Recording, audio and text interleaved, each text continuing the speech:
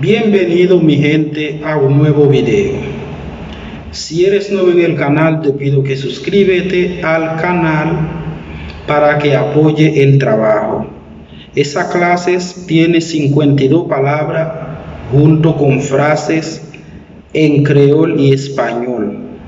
Si desea aprender creol y español, suscríbete al canal, y si ya te has suscrito al canal, comparte el video. Necesitamos crecer. El curso es gratis, pero recuerda que estamos gastando tiempo para darle el curso. Por eso necesitamos gente que se suscribe al canal para apoyarnos. Bienvenido dans un nouveau vidéo. Si vous êtes un nouveau monde qui a peine tombé sur channel, n'abdou abonné, ou bien si vous êtes abonné déjà, partagez-le avec un ami pour le capable voir vidéo, pour le capable abonner, parce qu'il vaut la peine, parce qu'il nous fait un pile sacrifice pour nous faire vidéo ça pour, et bien sans arrêter nous pourrons commencer. Bien, vamos a empezar. Esa clase está hecho, termina toda la frase en lo. Kousa n'a baila, fois ça lui-même tout ça nous va dire ces paroles qui terminent par lo. Nous connaissons bien gen bagay wap di yo terminé par lo parler, mais mot ça yo terminé par lo. Bien, vamos a comenzar.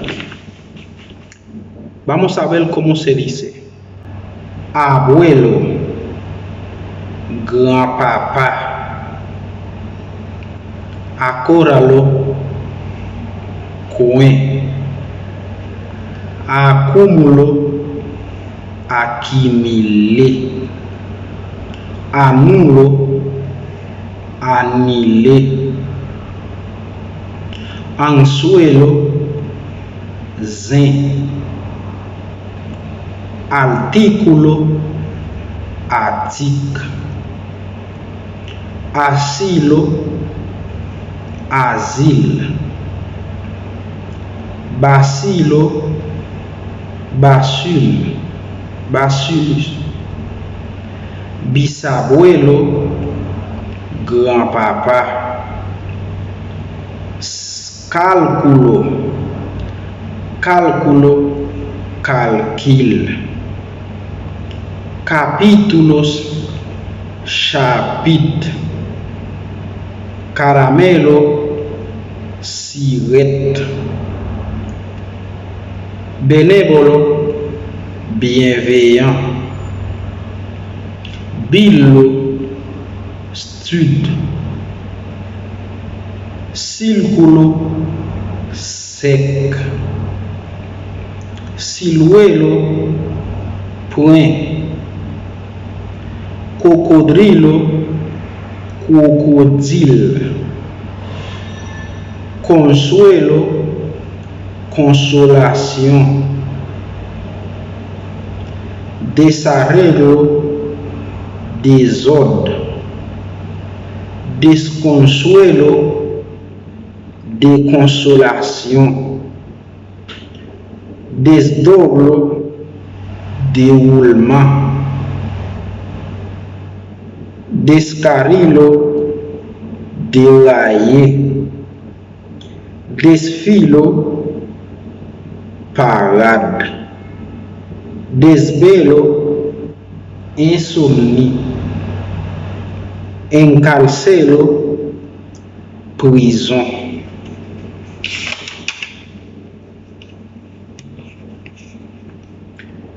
Escalo, échelle,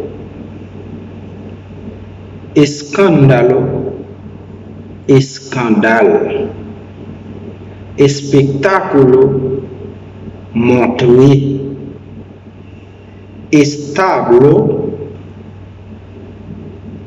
qui estable, estilo, style, gemelo, jumeau, glóbulo, globule,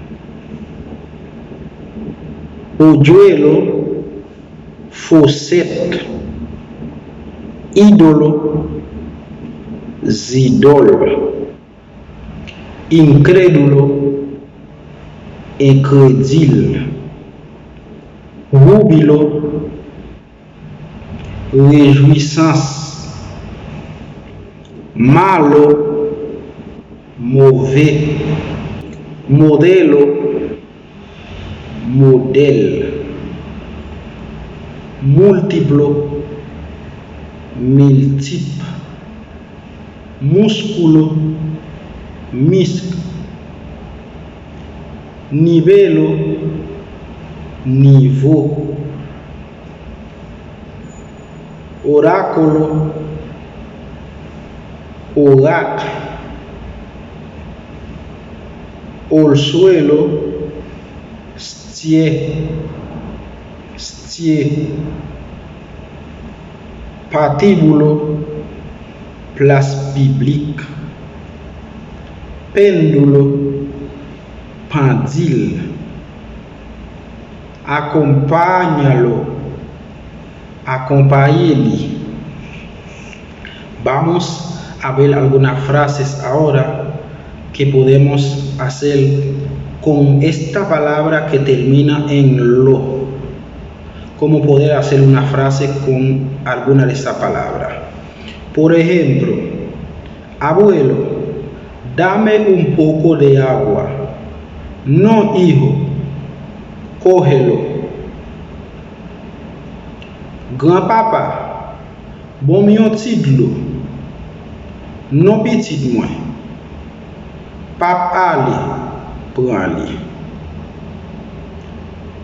Es peligroso ese cocodrilo, abuelo.